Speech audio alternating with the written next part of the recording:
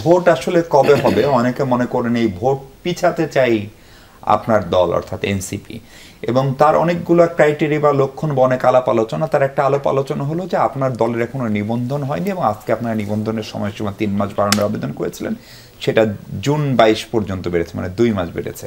তা আপনার তো নিবন্ধন আপনাকে নিতেই হবে নির্বাচন করতে গেলে। আপনি যদি জুনের লাস্ট সপ্তাহে গিয়ে নিবন্ধন নেন, তারপর নির্বাচনের নানান প্রস্তুতি, সেখান থেকেই সংশয়টা হচ্ছে আসলে বিএনপি মনে করে যে ডিসেম্বরে হয়তো আপনার নির্বাচন চানই না, এবং আপনারা আসলেও চান না, সেটা পরিষ্কার করছেন।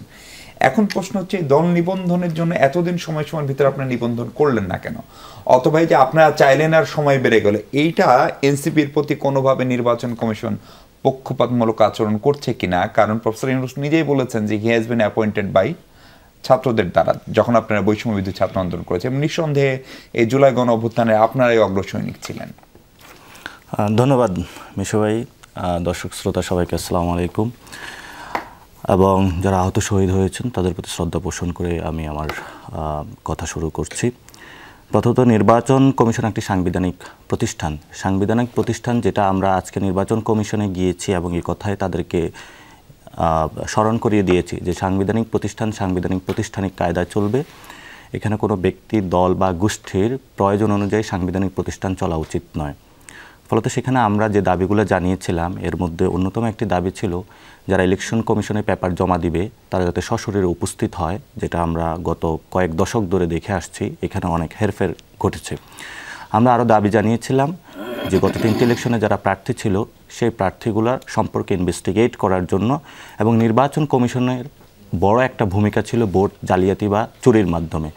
যে কর্মকর্তা কর্মচারী এবং প্রাতিষ্ঠানিক দায় হিসাবে তারা সেটা এড়াতে পারে না, সেই জায়গাটা আমরা তাদেরকে স্মরণ করিয়ে দিয়েছি, এবং দ্রুত যারা এই বিষয়ের সাথে জড়িত ছিল তাদেরকে আমরা বিচারের আওতায় দাবি জানিয়েছি।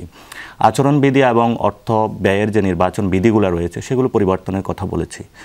মোটা দাগে আমরা অনেকগুলো সংস্কার বিষয়ক কথা তাদের সাথে বলেছি, এবং যেগুলো বিধির মাধ্যমেই পরিবর্তন করা সম্ভব। আমরা দেখেছি যে ভবিষ্যতে যদি আমরা ডেমোক্রেটিক একটা প্রক্রিয়ার মধ্যে যেতে হয়, সেই ডেমোক্রেটিক প্রক্রিয়ার মধ্যে নির্বাচন কমিশন বড় একটি গুরুত্বপূর্ণ ফ্যাক্টর। এই ফ্যাক্টরের জায়গায় আমরা সেই ফ্যাক্টরকে কীভাবে একটি সাংবিধানিক জায়গায় নতুনভাবে পরিবর্তন করা যায় সেই জায়গায় আমরা গিয়েছি, এবং আমরা সেখানেও তাদের কাছে একটি রিকোয়েস্ট রেখেছিলাম। আমরা একটি নবীনতম দল, এই দলটির সবেমাত্র শুরু হয়েছে। আমরা রমজান এসেছিল, ঈদের একটা ফুর্তি ছিল, বাংলাদেশের বড় একটা বিগেস্ট ফেস্টিভ্যাল হলো রমজান। আমরা রমজানে শহীদ ফ্যামিলি অথবা অনেকের সাথে ইফতার করেছি এবং তাদের বাসায় গিয়েছি। আমরা একটু ব্যস্ত ছিলাম। যদি সময় বাড়ানো যায় বা কনসিডার করা যায়, এটা আমাদের জন্য বড় একটা হেল্পফুল জায়গা হবে। আমরা সেই জায়গায় কথা বলেছিলাম তারা, এবং আগে আমরা একটা চিঠি দিয়েছিলাম, তারা সেই জায়গায় শুনেছে এবং কথা বলেছে। এবং সেটা ইতিমধ্যে আমি একটু যোগ করতে চাই, অনেকগুলো নির্বাচন সিএসি যে কথাটা বলেছিলেন, অনেকগুলো দলেই নিবন্ধন প্রক্রিয়ার জন্য আবেদন করেছে, এবং যারা আবেদন করেছে অনেকে কোর্টের মাধ্যমেও তাদের আনলিমিটেড সময় তারা পেয়েছে। তো আমরা তাদেরকে দেখানোর চেষ্টা করেছি কোর্টের মাধ্যমে যখন আনলিমিটেড সময় পাচ্ছে তারা you have option, give us a option, আমরা ডেমোক্রেটিক একটা প্রক্রিয়ার মধ্যে যেতে চাই। সো আমরা কেন ডেমোক্রেটিক প্রক্রিয়ার কথা বলেছি সেখানেও আমরা বলেছি যে আমরা বর্তমান যে আপকামিং ইলেকশনটা আছে সেখানে আমরা যদি গণতান্ত্রিক প্রক্রিয়ার মধ্যে না যেতে পারি, আরও হানাহানি রক্তপাতটা অনেক বেশি হবে। সেই ক্যাজুয়ালিটিসগুলো এড়ানোর জন্যই কিন্তু আমরা একটা রাজনৈতিক দল প্রতিষ্ঠা করেছিলাম। এবং আপনাকে যদি স্মরণ করিয়ে দিই, 4 তারিখে যখন শাহবাগে অনেকে ঘোষণা দিয়েছিল যে আমরা একটি ওয়ার জোনের দিকে ধাবিত হচ্ছিলাম, সিভিল ওয়ারের দিকে, সেটা থেকে সরে আসে কিন্তু আমরা 5 তারিখে ছাত্র জনতার একটি সরকারের দিকে এবং সেনা শাসন যে আমরা মানব না সেটাও বলেছিলাম।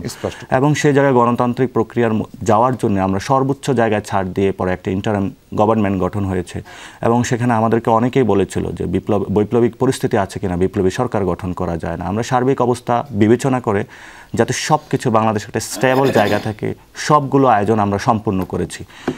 আমরা ডেমোক্রেটিক প্রক্রিয়ার মধ্যে শুধু ভোট অংশগ্রহণ বা ভোট দেওয়া শুধু একটি কাজ না, ভোট দেওয়ার প্রসেসটা ঠিক করা, ভোট কোন প্রার্থীকে দিচ্ছি, এটা কি দুর্বৃত্তায়নকে আমি ভোট দিচ্ছি নাকি সমাজের যারা আলেম আছে, সমাজের যারা সাধারণ শ্রেণীর মানুষ আছে তাদেরও অংশগ্রহণ নিশ্চিত হচ্ছে কিনা সেই বিষয়টি লক্ষণীয়।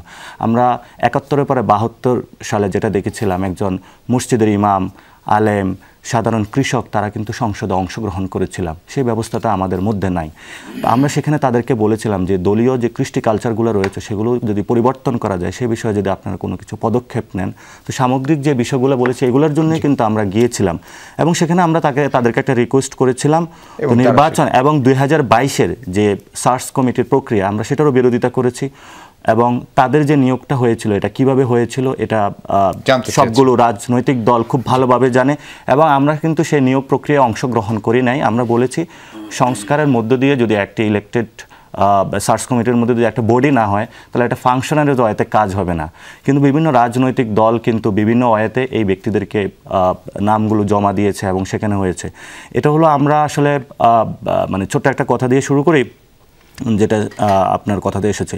রাজনীতিতে যখন আমরা একটা ভিতরে গোল টেবিলে বসি তো বাহিরে এসে মিডিয়াতে আমরা আরেক ধরনের কথা বলি। তো আমি একজন সিনিয়র বর্ষিয়ান রাজনীতিবিদকে জিজ্ঞেস করলাম যে ভিতরে এক ধরনের কথা হলো, বাহিরে মিডিয়াতে আপনি আরেকটা কথা বলতেছেন।